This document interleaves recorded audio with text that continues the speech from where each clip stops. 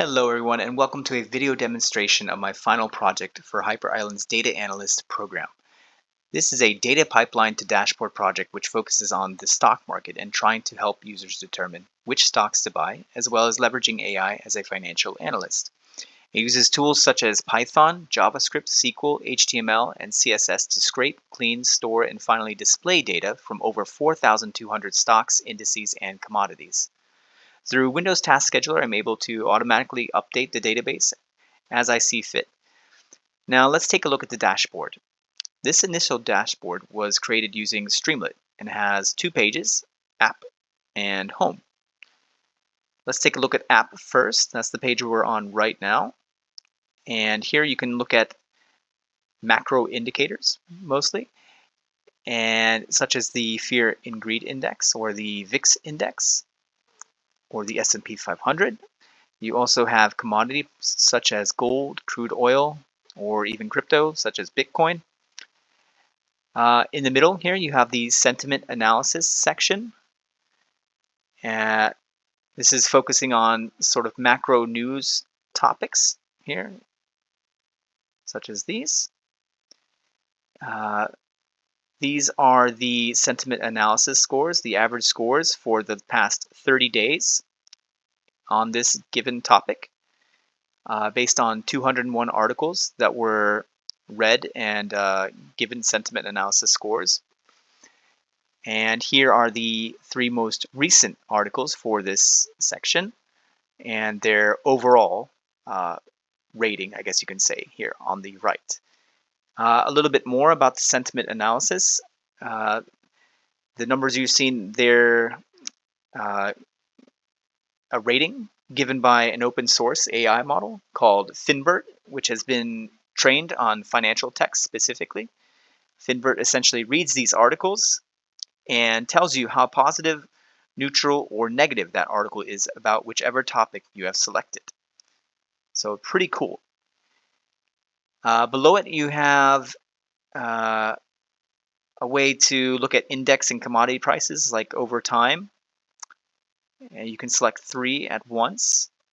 These were the same things that you could select up here, except you can see what they're doing over time when you select them down here. Right, and then over to the left here is the most important section probably for this page. This is the section where you're able to filter for certain stocks or industries. So, for example, here you can select whichever industry you would like to look at from the stocks that are in the database. You can choose to look at one if you would like, or all of them, or maybe you just want to remove a certain one. Same thing here with selecting the market cap. You can remove whichever ones you'd like. Maybe you want to look for bigger companies, maybe you want to look for smaller ones. Up to you to decide. And down here is where you have the way to filter on certain statistics. The default statistic displayed gives you the top stocks according to analysts based on an overall score from 0 to 30 using 5 scoring metrics: value, future, health, past, and dividend. Each metric has a score from 0 to 6. And as you can see here, there are many different ways to segment on different statistics. So it's a pretty good way to find well or poorly positioned stocks or industries for that matter, as you can see here. And then take a deeper look into those stocks that you see on the next page that we're going to show. So these are the tickers again, and these are the overall snowflake scores, at least for this section. Okay, so let's jump over to the app page over here. And we're going to take a look at this one here, FNB, because it had a high snowflake score. We'll see why that is. All right, so this is where you're able to go into depth about each stock. At the top left is the search bar, where you can search for different stocks. You're able to type them in, or you can scroll and find them, whichever you feel is faster. Usually typing is going to be faster, of course. Right, so let's start, I think, in the middle here. This is, of course, the stock name and the ticker. You have the industry and sector here as well. And then the current market cap, net income from the past year, and revenue from the past year as well. Then below this, you have the recent close price, as well as the performance of this stock over the past 7 days and 1 year, as well as a section here about its dividend, its estimated annual dividend, and the day that the dividend is, well, the ex-dividend date, you could say, the last date that you can own this stock to be eligible for the dividend. And this is the dividend amount that's going to be paid at that time. Next, we can look at the Snowflake score. This is the score that was added up over here. You can see 26. And we have value, which is the company is the company undervalued compared to peers and cash flows? That's what this statistic is representing. Future forecasted performance in the next 1 to 3 years. Past performance over the last 5 years. Health, so the financial health or debt levels of the company. And dividend, the dividend quality and reliability. Higher equaling, of course, better in those areas. And I think before we scroll down, let's take a look at this. This is a section for general statistics. And you can see here you have your PE ratio, PB ratio, PS, and then you can also look at certain moving averages and things like that, simple moving averages or standard deviations. These are sometimes the standard statistics I think that people look at.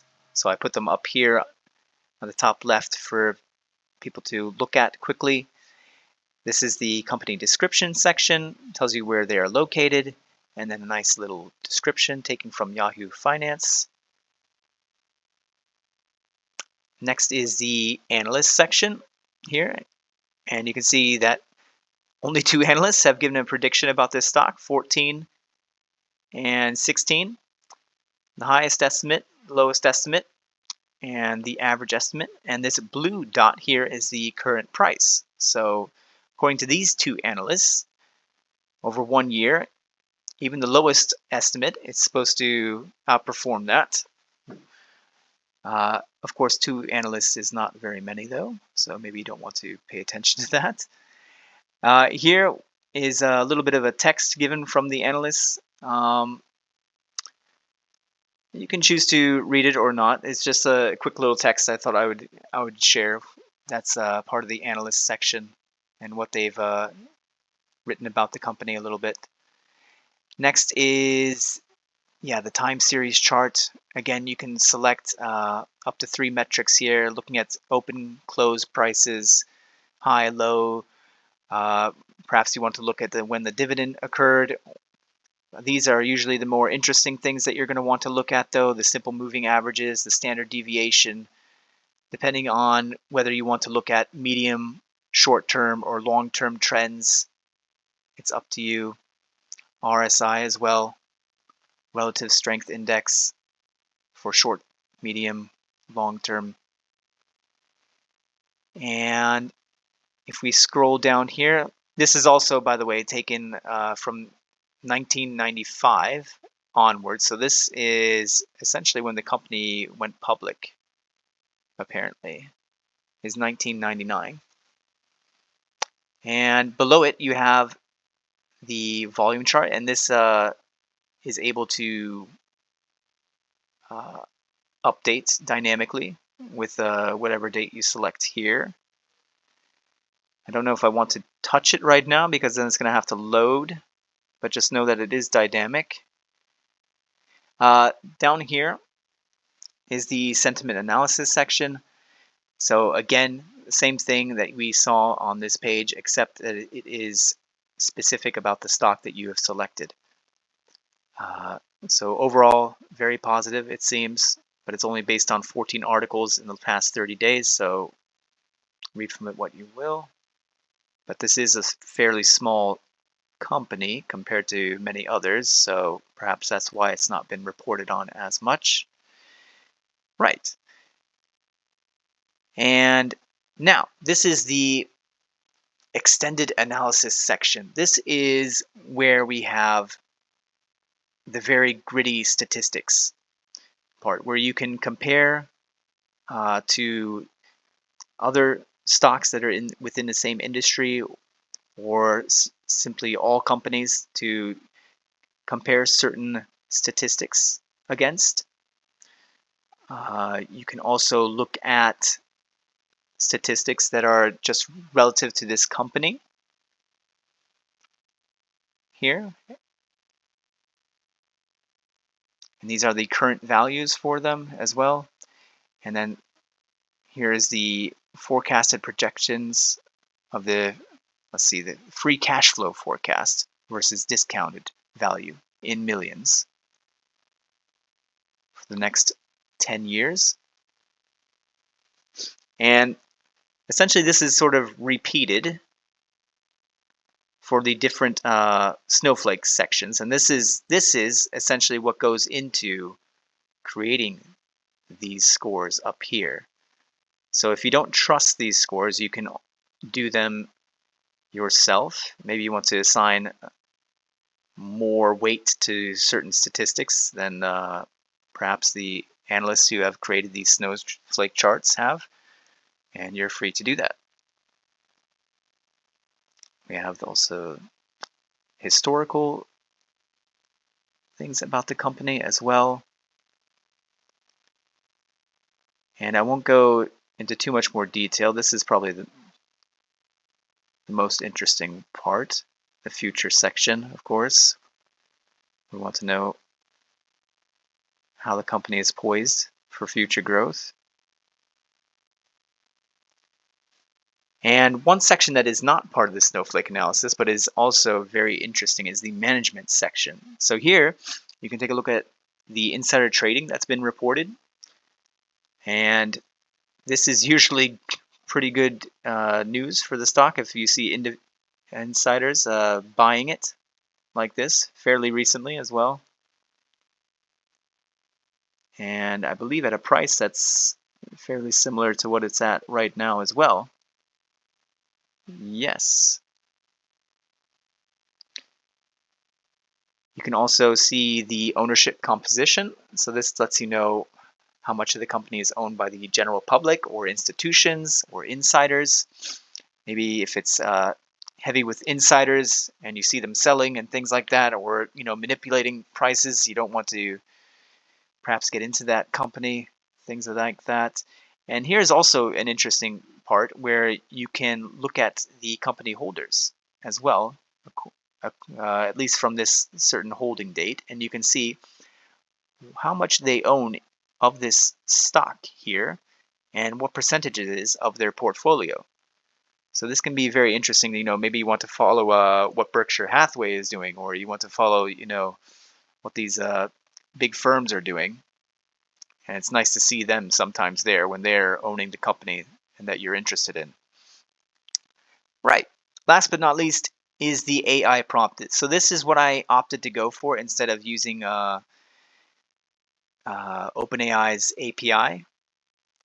One, because putting this much information into the API was way too costly, but also it kind of confuses it because it's not as powerful as regular ChatGPT 5. So what you do is you copy this, and then what this has is basically all the statistics that we just looked at, and you are able to copy it complete with a prompt, paste it in here, wait a few seconds, let ChatGPT analyze what's going on here, and yeah, it will give you a nice report. about what I've written here in the analysis instructions. And then it also takes a look at all these statistics that we've put in as well. And yeah, you can use this as basically a mini financial analyst. This is what I wanted to have in the dashboard itself, but it was just not viable given the constraints and yeah of Streamlit and the OpenAI API as well. Yeah. All right. Hope you enjoyed.